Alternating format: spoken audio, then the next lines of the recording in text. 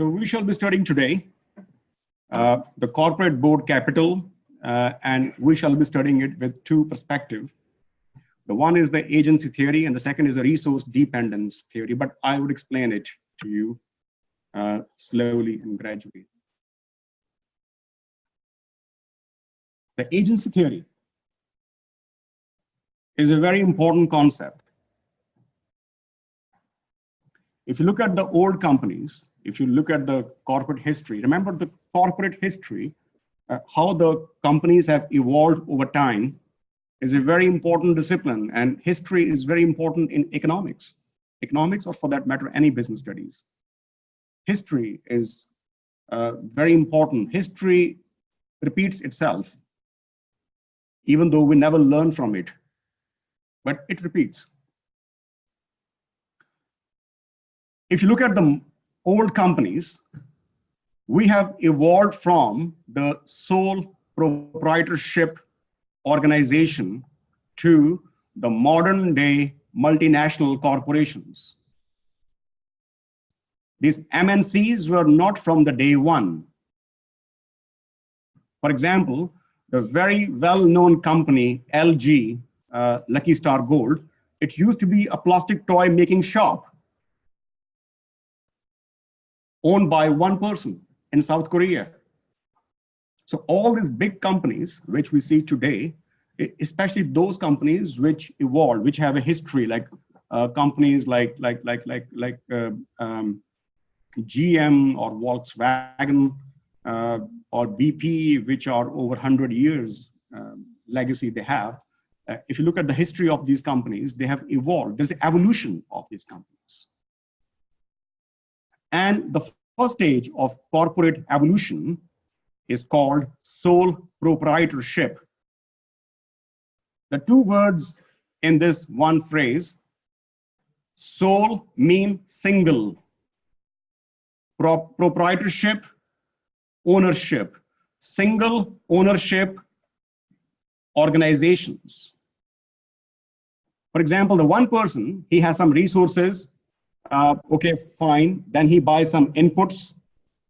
He invests by himself. The person is investor. Then in a one small portion of his house, he starts these operations. So he's a landlord also. And then he himself is working, maybe making pulla or making some cookies or whatever. So he is a labor also. And then he is managing all this coordination, everything, all the records, everything he is maintaining. It means he is a manager or an entrepreneur as well. So when all these functions were resting, lying in one human being, the person is one, the functions are four.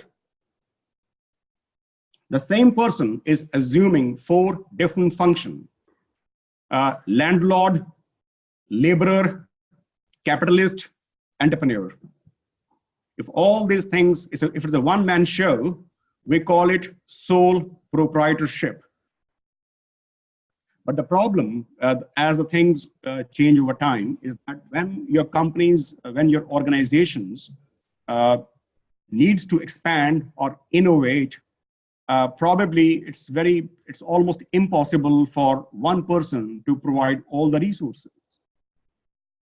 And then the second stage of evolution in the corporate sector was partnerships.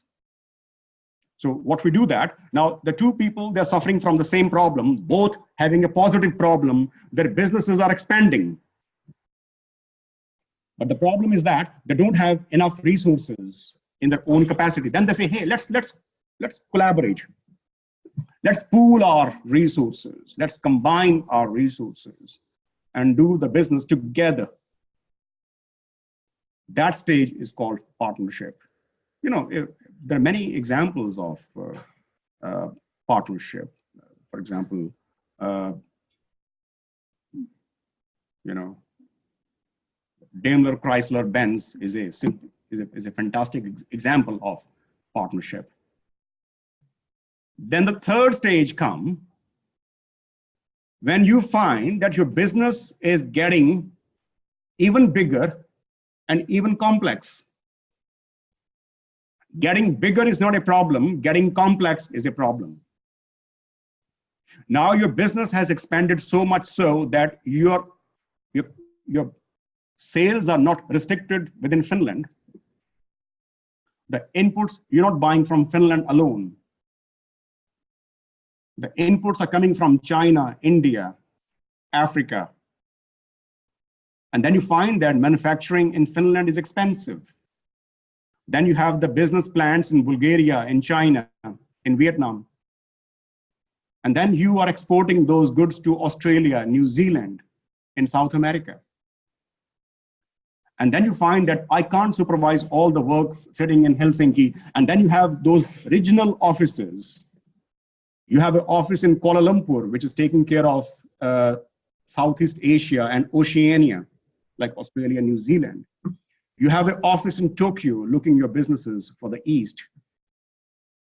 You have an office in Lagos looking at taking care of African operations. You have an office in Toronto taking care of Canada and then down south. But the point I'm trying to make is that the companies are getting bigger. Companies are not, I would say that if getting bigger is a reality, that's a manageable challenge. But the bigger challenge is that the companies are getting complex. Complex. Multinational companies, associates, subsidiaries. In one country, for example, BP can collaborate with an oil company in Kazakhstan. And in Kazakhstan, they don't invest any money, but they're only providing their expertise. In Malaysia, they are taking some part of sea on lease and start exploring oil from it. In some countries, they can buy a piece of land and open their offices and recruit the local staff. So the point I'm trying to make is that the companies, the nature of organization is getting very, very complex. If you look at the company like Coke and Pepsi, there's hardly any country in the world where they don't have any operations.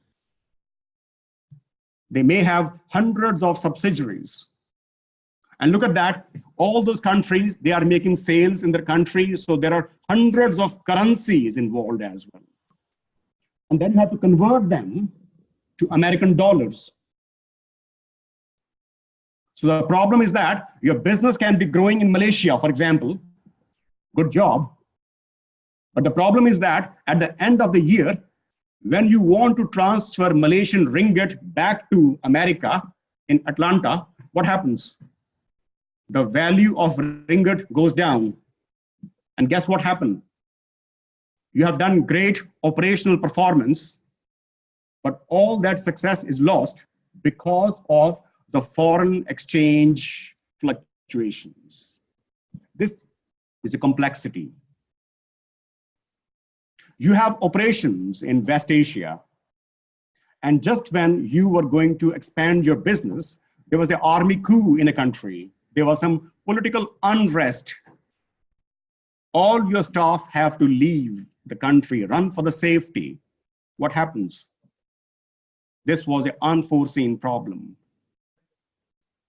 And you are a company doing great job, and just because you are trying to save some money, some idiot manager tells you that, you know what, we don't have to spend on health and safety. And guess what happens?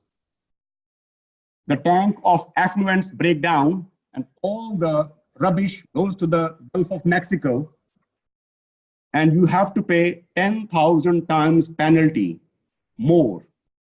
You could have saved 10,000 times money you paid in penalty by simply buying a new garbage tank. You didn't do it. Why it didn't happen? Because of complexity. The headquarters is too far away from the local branch office, and there's a miscommunication. Miscommunication, uncommunication, and under communication. These are the problems. This is also complexity. information is not common, right? So the point I'm trying to make is that the modern day companies are complex and bigger. Therefore, it's not possible for the promoters, for the people who started. Do you think that it was possible to take care of all the activities of Apple by late Steve Jobs? Or do you think that Richard Branson is taking care of all the actions of his airline company? It's almost inconceivable. But if you compare this situation with a sole proprietorship company, a small shop, the owner knows everything because owner is a labor, owner is a capitalist, owner is a landlord as well. So the problem is that now the ownership is getting deviated from the control of business. I repeat this phrase. I think you haven't listened carefully. Now listen carefully again. I'm repeating it. The biggest, the most obvious outcome of the companies getting bigger and complex is that, in quotes, the ownership and control are in different hands. If I'm running a small pulla making shop in somewhere in Lapland, I do everything. I'm the owner, I'm the controller as well. If you look at the modern day multinational company, the ownership and control are completely detached from one another. The firm is controlled by the board of directors. I will say not even the board of directors. The firm is controlled by the executives. Who are the top executive of a company? CEO, chief executive officers. The second in command, chief financial officer, CFO. Third, chief operating officer, COO. CMO, chief marketing officer. If it is an information IT company, then chief information officer, CIO. So all these people whose job title begins with C, they are the people who control the company. And guess what? They may not have a single share of the company. And you people might have bought thousands of shares of Nokia, but you can't just go in the head office of Nokia in Espoo. You can't just go one day to Espoo office and say that, you know what, look, I have shares. That means I'm the owner of the company. I want to see the CEO. I want to see my servant CEO. Of course, I hired him. He's a manager. I hired him because I'm the manager. Well, you will make a fool of yourself. They will not let you enter the building. Who are you? You're a shareholder. Who cares? You're shareholders. What do you know about the company? The CEO may not have a single share of the company, but he knows, well, he's supposed to know at least everything about the firm because he is the final decision maker of the firm. So the point I'm trying to make is that the people who make decisions, they are the controllers of the companies. Controllers and owners are different in the modern day companies. The controller might have some shares, but I have checked the ownership of almost all the major companies in the world. And I found that those managers, the top managers, they don't even own 0.5% shares of the full company. So their share ownership is very, very negligible. So the modern day multinational companies, the ownership and control is an outcome. And this outcome have very serious repercussions. I will discuss what are the challenges now, but I have two hands raised. You can ask first, yes.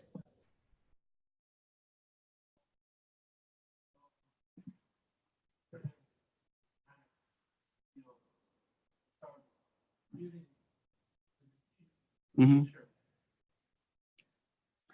Not necessarily.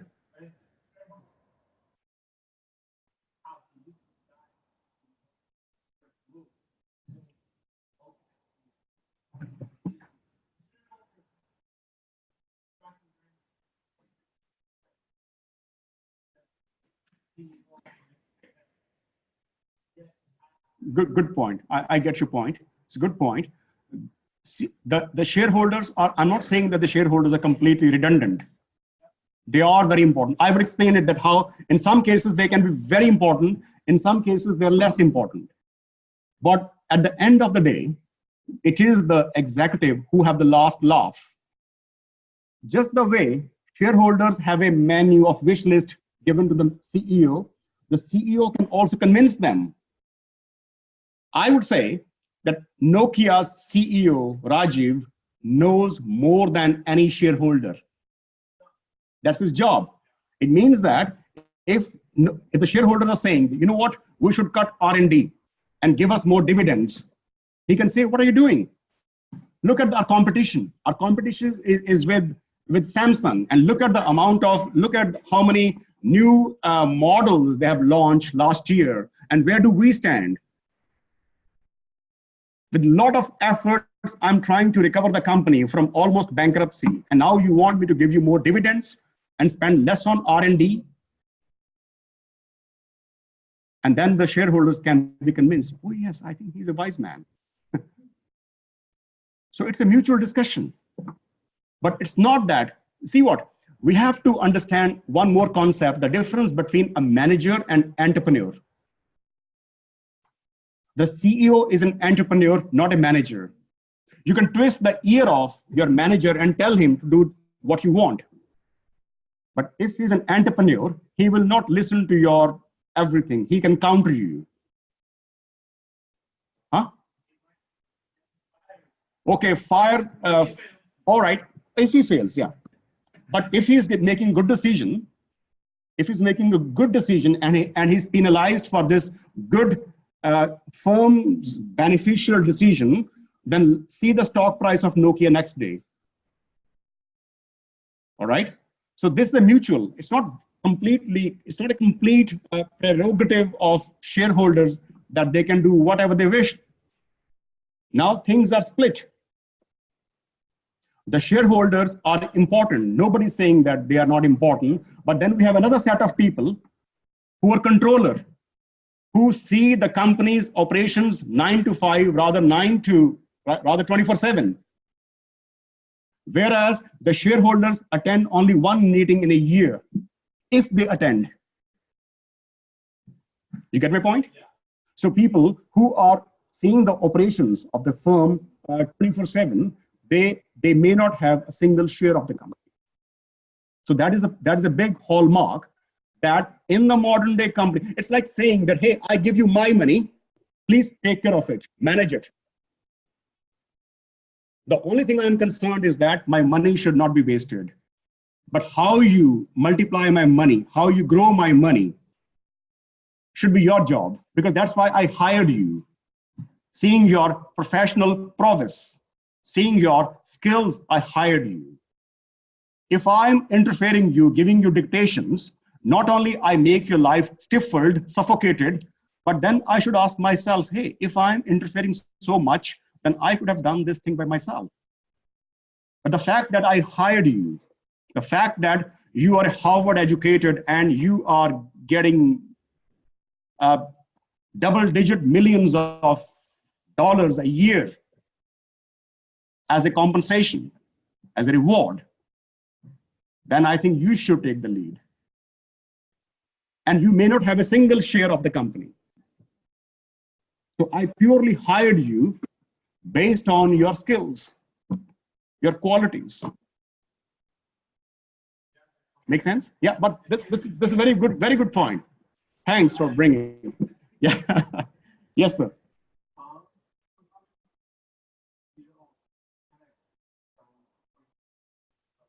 We will discuss about it. Yeah. I think it's not the right time to discuss, but this point I will discuss automatically. You don't have to remind me, right? This will come, but as a discussion follow. But now you know that. Now you know that in the modern companies, there's one group of people who we call the executives. They're the controllers of the company. And then we have a second group of people who are the shareholders, the owners, so-called owners. And they can't even enter the company's office because what would they do there? They're of no use. Now, think about it. Do you think this situation is good or bad? I want you to think. Compare this situation with the old-fashioned sole proprietorship scenario. You are having a small shop, small kiosk. You have owned land, owned shop, owned money invested, taking care of business by yourself, coordinating all the entrepreneurship things you're doing. And then comes a stage where the owners are completely detached from the company's daily operations. And those who do the operations, they are no owners of the company. How do you see this situation? I make a pause here so that you can think about it. You raised a very good point, William, that do we learn from our past mistakes or not? I would say at the micro level, at the individual levels, we do learn from them. But we as a society, as an aggregation, let's put it this way, at the macro level, we have so many examples that we never learn from our mistakes. Example, we had 2007 crisis, which lasted for almost 4 years and completely crippled the global economy. We had 1997, almost all Southeast Asian economies, they literally collapsed. It was a complete banking failure. Before that, in 1973, there was an oil price spiral.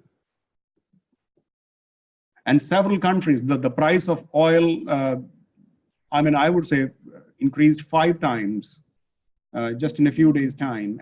And the industrial economies were completely shattered.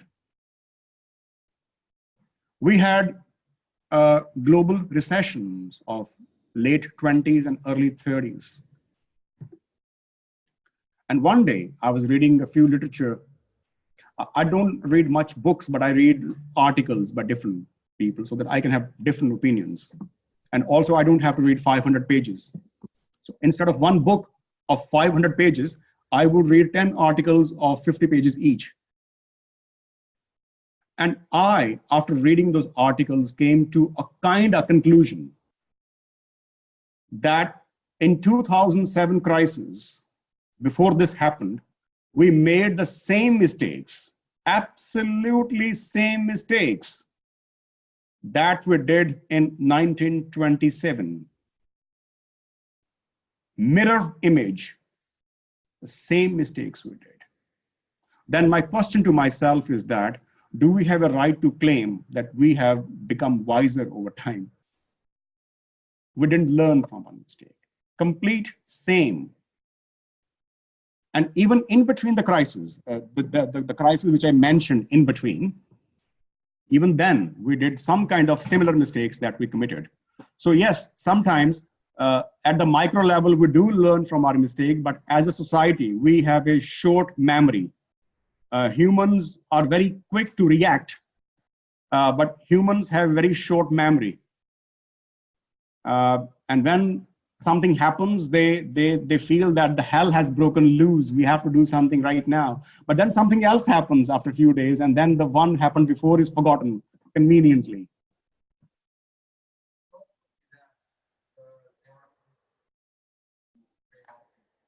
Mm-hmm. Well, they're more reactive than proactive. Mm.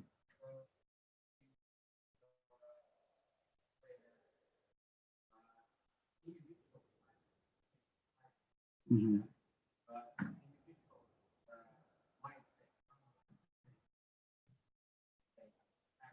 Yeah. Yes. Yes. We have this problem. Yeah. Yes. Yeah. Yes. At the macro level, we are more driven with our instincts than the history. We are more pressed. We make some irrational decisions because something happened in immediate past. Then we don't care what happens 30 years ago. But that history would have taught us more lessons, made us more. That's why I often encourage you people that I know you are the student of business studies. You're doing your BBA. But please, whenever you get a chance, do read some history also. And you will find that history opens a new perceptions. See the modern development happening in the historical perspective.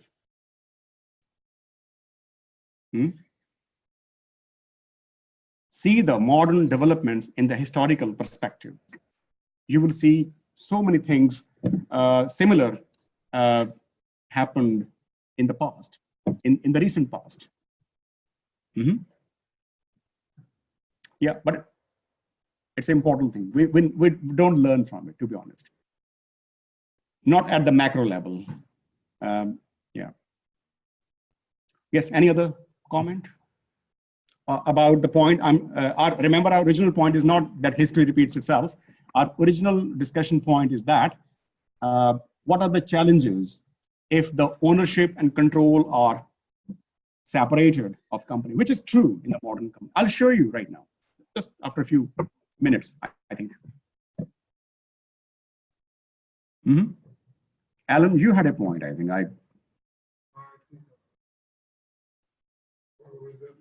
You reserve your comment? Okay. All right, yes.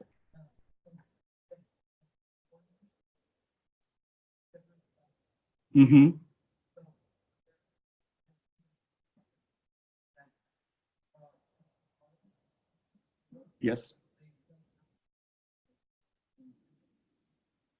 That is what.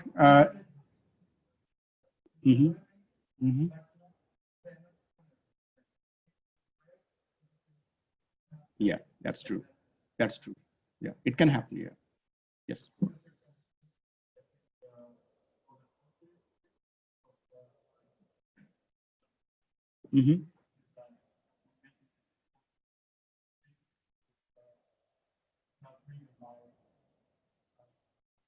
That's a very good point. So you make a decision purely based on your professional capacity, not as an owner. So that's a good point that you decouple. Sometimes when you are an owner and a manager, same time, you are scared of taking difficult decisions. But as a neutral, as a non-owner manager, you can take brave decisions. And also, all these non-owner managers are hired based on their professional expertise. All right. You may be millionaire, billionaire, but you may not be having those expertise. So the right person should be at the right job. You keep investing money and let other expert multiply it or destroy it. Yes, sir. One challenge that might be person, basically derivative from being in my personal working, something like health. Basically that you have an owner and it's coming home, that's what are asking them to have all the things and they get the manager. Yeah. Owner basically doesn't let the manager manage, but the owner is trying to manage. Yes, that's true. And this point is very true in almost all the Europe. I'll come to this point comprehensively, that when this clash between owner and the manager could be an issue, a big issue. In America, mostly it's the manager who wins. In continental Europe, it's generally these are the shareholders who win, and there is a reason behind it. Okay. Yes. Any more points, please? Did I? Yes.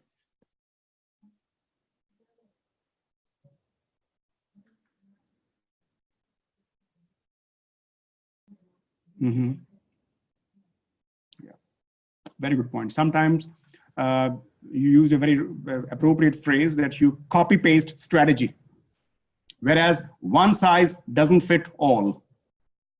If BP's manager is relaxing, enjoying, always on holidays, and just copy and paste Chevron's strategy to his company, that would be a suicidal act and can simply destroy the company.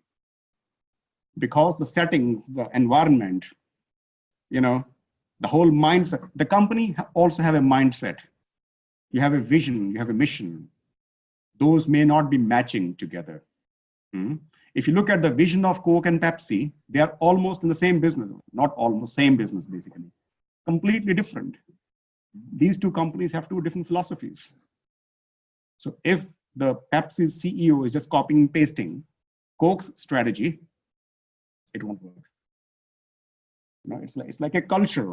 It's a corporate culture. It's completely different.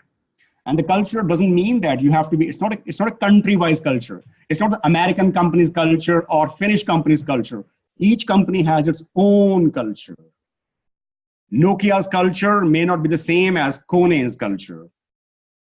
And Kone's culture may not be the same as Finnair's culture. So the corporate culture is very, very customized, very, very personalized, very, very company specific. Somebody raised hand. Oh, yes.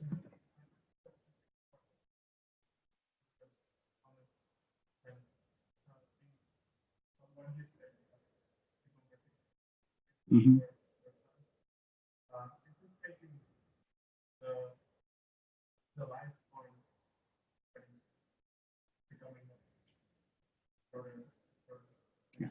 Yeah. You mean they're getting more short horizon? Yeah. You are right. And as a matter of fact, lies, you use two words which I like a lot. Lies, did you say lies? Lifespan. Yeah. But if you haven't said it, I can say it. Lies and shorter vision. People have shorter memory because you have a shorter vision. You want to see the example? Now I give you example. A survey was made exactly 5 years ago. 5 years ago. 5 years ago, a survey was made of 100 CFOs. You know CFOs?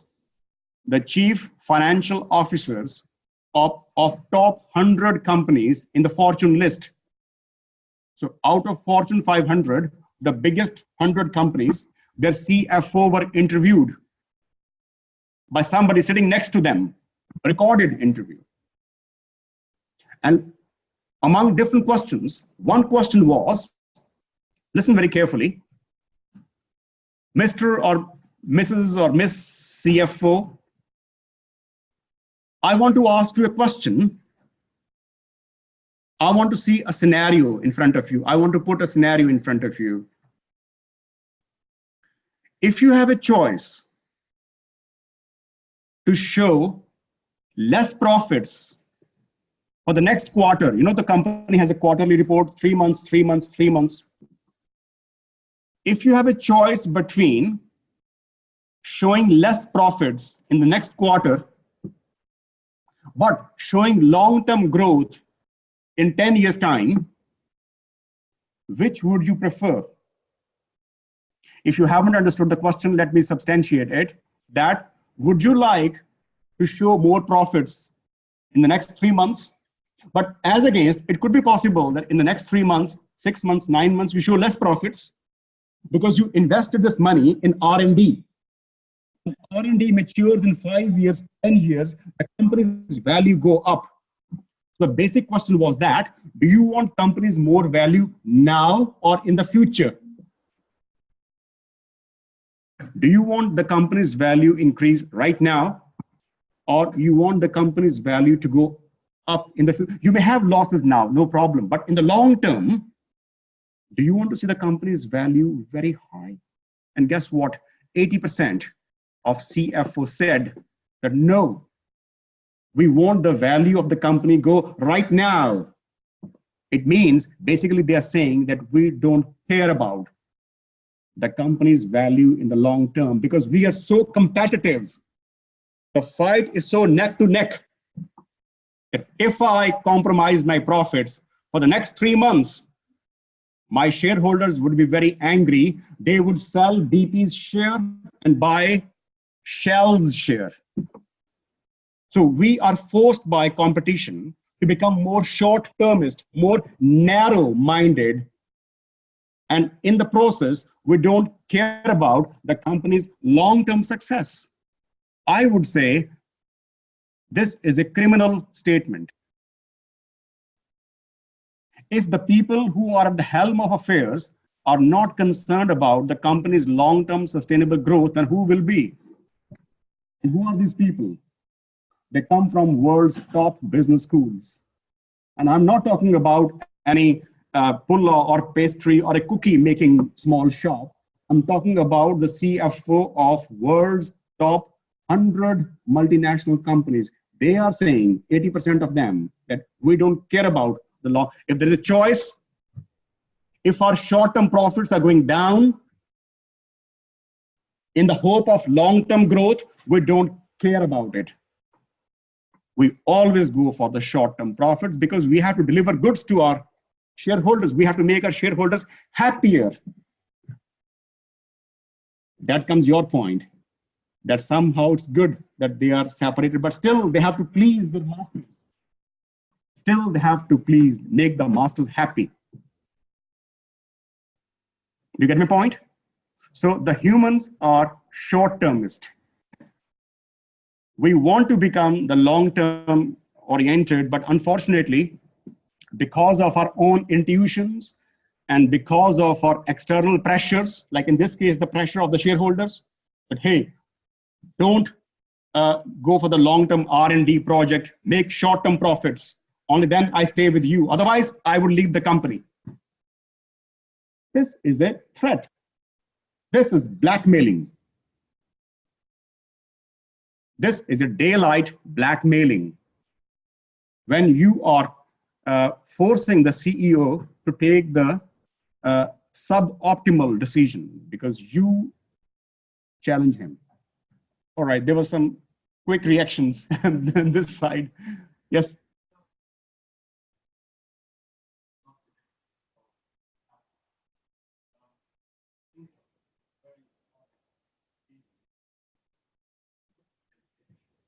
Mm-hmm.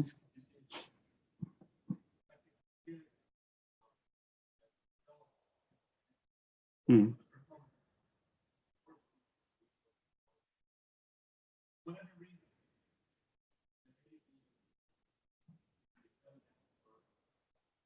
Mm-hmm.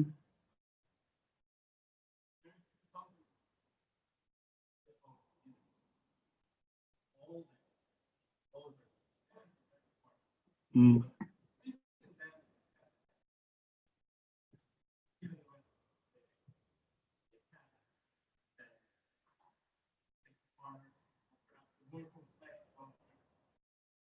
Mm. Yes. Yeah. Mm. Yeah. Yes. Mm. Mm. Yeah. Yeah. Yes. I totally agree with you. Yes. William, you wanted to say something?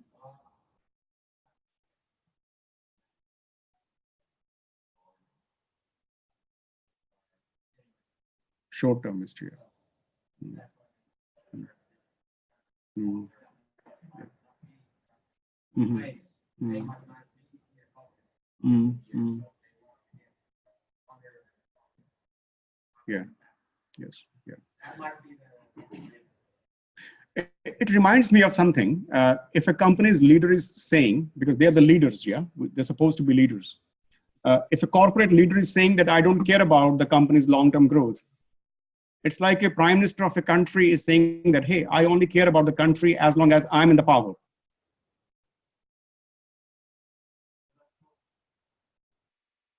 I would say at least CFOs were honest to confess it. Politicians would never say this. Yes, they would say, no, no, no, my heart bleeds for my country. But they are the first one to run away when the crisis happens. There's so many examples, all these prime minister and the presidents, they run from the country with the shiploads of money and gold, and they never come back. And if you see their speeches, they cry, as if they are the one who are the only concerned about the nation.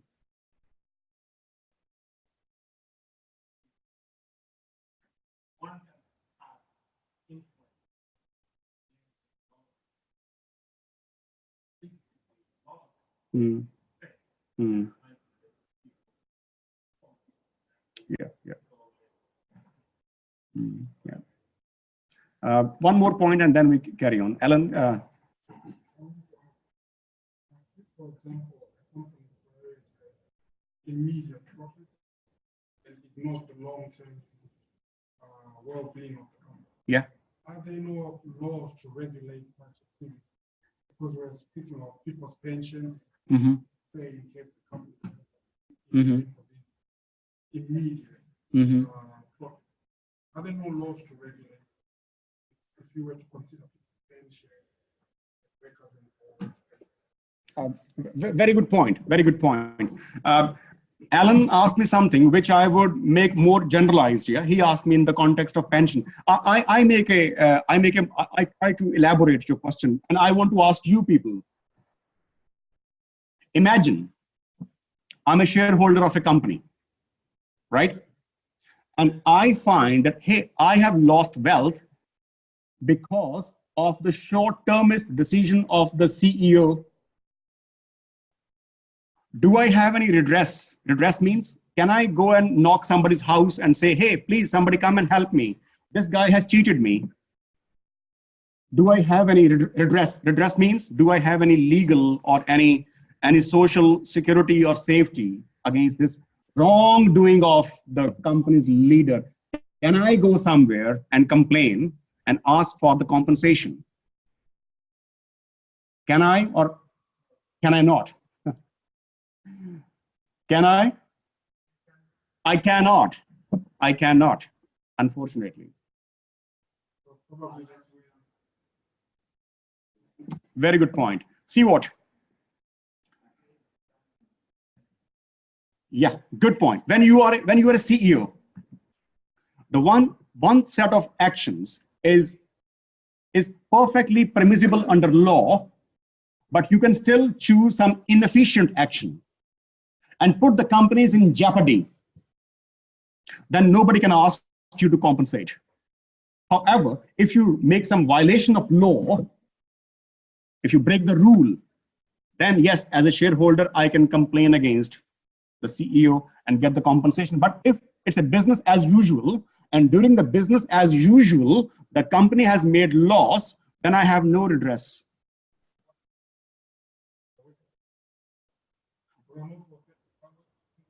Mm-hmm. Mm-hmm. Mm-hmm. Mm-hmm. Yeah.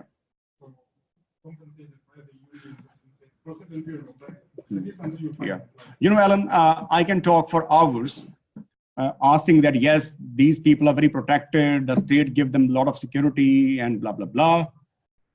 But the fact of the matter is that even if the trade union have representatives in the board of directors, their suggestions are only recommendatory, not binding on the CEO, unless you break the law. You get my point? Unless you break, if you make a daylight violation of the law, then you are in trouble. But if you are trying to wrap everything under the guise of business as usual, no redress, I'm sorry. It doesn't matter, you are in USA or in Finland. Unless you break the law. And about pension, even though you can't take the pension money to your home, but as a CEO, you have a lot of rights how you make use of the pension money. And if you lose your pension contribution because of any wrongdoing of CEO, and that action was permissible under the business as usual, well, you lose then. Nothing can be done. It's well, I don't want to say this, but if you want me to accept it, yes. Right? Now, I want you to think something. Well, you have been thinking a lot already, I think. Think about, have a piece of paper. You can pair up, make a small group, make a list of points. First, listen. Listen to me first. You're too eager to go for the exercise. Alan, go and run 100-meter dash. You want to race with me? I'm sure you will win. I'm a very bad runner. I have a bad back. Okay. Now, I want to give you a task. The task is that think as a shareholder what you expect from a company. Something else also. Number two, think as the company's top manager. See yourself as a CEO of the company. What do you expect from the company? So there's a company which brings shareholders and managers as a triangle, as a love triangle. See what shareholders expect from the company. So see as a shareholder yourself. Scenario 2, see as a manager of the company what you want from the company during your tenure. And the third thing, which is the most important, find out those points, those circles, where there can be clash of interest between them. So basically, make a list of things which gives you utility, happiness, satisfaction, bring smile on your face when you are a shareholder. Number 2, the same thing when you are a manager, the top manager. I'm not talking about the medium level manager. I'm talking about the top managers, especially CEO. And thirdly, in the list of the points which make you happier, both parties, do you find somewhere when you can make somebody happy only when you make the other angry? Am I clear? So where do we can see the clash of interest between them? And you have 5 minutes to. Okay, before we start discussion, I want to tell you something very important thing, that all this discussion that we have been doing today, it fits into a theory called agency theory. And you can see here that there is an agency theory, you can see. But today I'm doing the reverse engineering.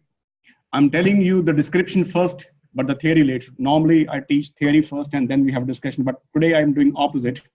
I want to have more discussion, but basically all the discussion is leading towards the agency theory. So we shall study the theory per se as such after a bit later. But I want to familiarize you with 2 phrases. The one is the principal, and the second is the agent. Principal, P-R-I-N-C-I-P-A-L. And the second word is agent, because that's why this theory is called agency theory. The principal phrase we use for the owners of the company. Owners. Owners means the shareholders. And the agent is the one who is the agent hired by the owners, which means CEO, basically. So all the top managers of the company, they're hired by the owners / the principals. All right. So just to add to your vocabulary, these 2 words, that principal means the shareholders or the owners, and the agent means basically the managers of the company. Yeah. So these 2 phrases, please remember. And these are the foundation of the agency theory.